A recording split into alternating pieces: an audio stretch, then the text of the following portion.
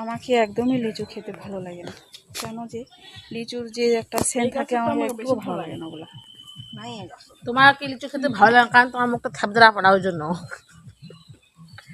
এমন কেউ আছো যে যাকে লিচু ভালো লাগে না? এই মেয়েটাকে লিচু ভালো লাগে না, আমাকে সত্যি ভালো লাগে না ওর লিচু। মুখটা ভদ্রা পড়া।